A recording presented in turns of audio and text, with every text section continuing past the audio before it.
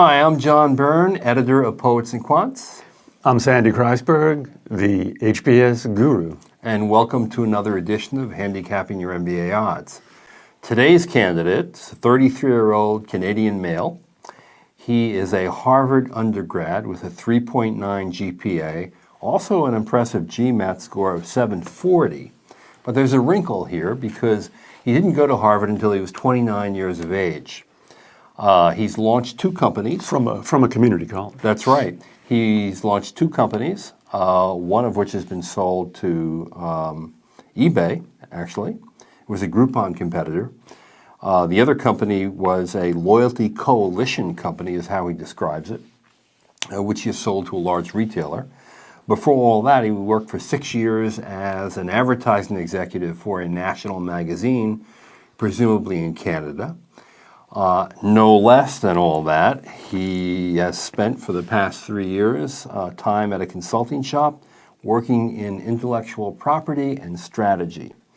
His goal, to move into management consulting or to become a venture capitalist. And when I say management consulting, I guess he means a top flight firm.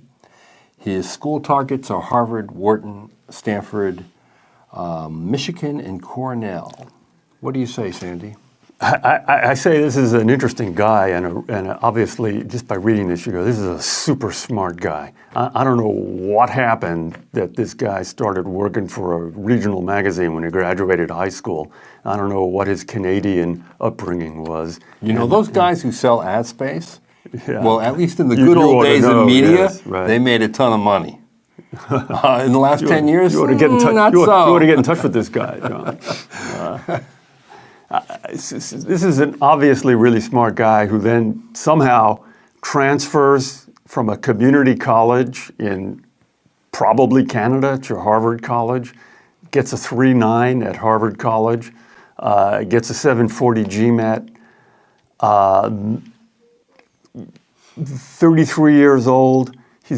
That's the good news. Here's the bad news. This guy is going to be 36 when he graduates business school, and he's going to be looking for an entree-level job at a management consulting company.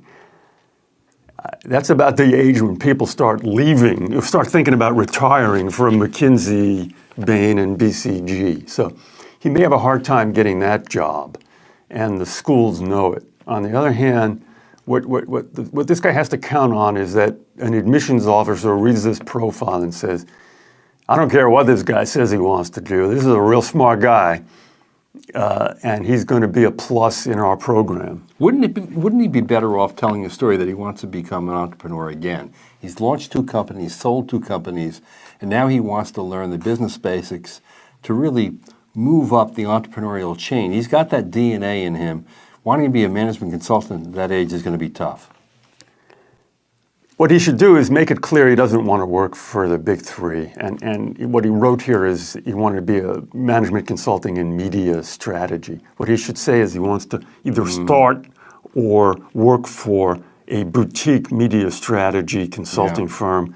Go look those up on Google, and consulting media strategy, you'd be amazed what comes up. This is a case where Google can help you prepare your application. So many people never think about that. That's true. Now, Sandy, ordinarily, when someone comes in here and asks about going to a 2-year MBA program and they're in their early 30s, you inevitably say, why don't you think about an MBA program? You're not mentioning the executive MBA program at all this time. How come? Because he's not a guy who went to college a long time ago and is a burnt-out middle manager. That's the heartland of executive MBA. This guy actually presents as one of these man-children, we know that type, right?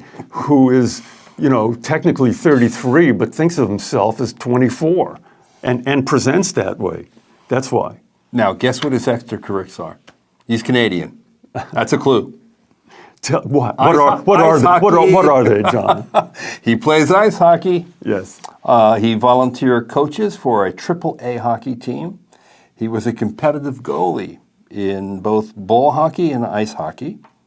nationally ranked top 5 in ball hockey. I don't really know exactly what ball hockey is. Do you know? No, but and more importantly, neither will the ladies on the admissions committee unless they are themselves Canadian jocks. But it still sounds impressive to be ranked top 5 in your country on that. He also does pro bono AV work for local charity events. As I often say, in God's eyes, those are terrific. In the Canadian God's eyes, those are terrific. In the eyes of an admissions officer, that doesn't add up to much. Although, allow me to say, I am impressed. Okay, odds at Harvard.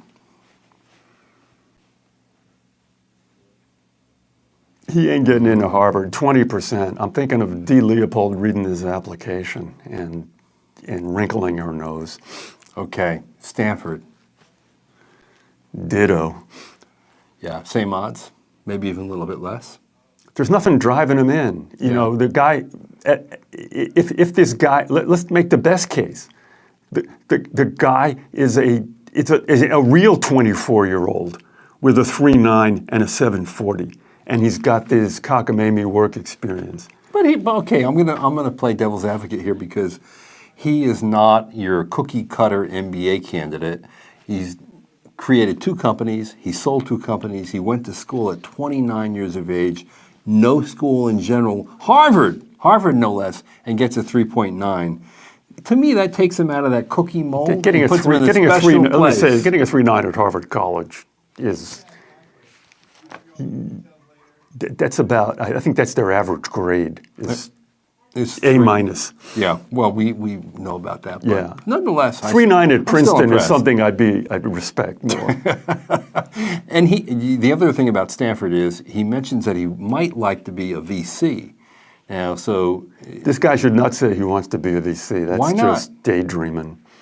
Really? Yeah. Even though he's been because an what it goes to show is how out of it he is. VCs really are prestige. VC firms, when they're hiring youngsters out of business school, really go for the prestige. Let me say, in reality, this guy would make a terrific VC. It's just getting into the game that's going to be hard for him. Okay, the other schools he mentions, Michigan and Cornell. What about Michigan? They'll buy the numbers, man. They'll just buy the 3.9, 740, as will Cornell. They might even throw money at him. Yeah. Right. What are the odds, Michigan and Cornell? Over 50%, yeah. All right, there you go. You're going somewhere. We don't know where you're going, but you're definitely going to a really good school. Did he mention Wharton? Yes, he mentioned Wharton. Wharton will buy the numbers. Yeah. So Wharton 30%? More, like 40 to 50%, maybe 50%. That's impressive. Wharton has become very, very big on GPA and GMAT numbers. It's the way they got listed as tied for number 1 in U.S. News? Yes, indeed. Okay, the way that happened was that they rigorously said, we're going to go for high numbers, and they did it, and they're going to keep doing it. All right, good luck to our candidate, and good luck to all of you who are also Good skating applying. to our candidate, yes. Absolutely. Whatever ball hockey is, I'm impressed. Thanks a lot.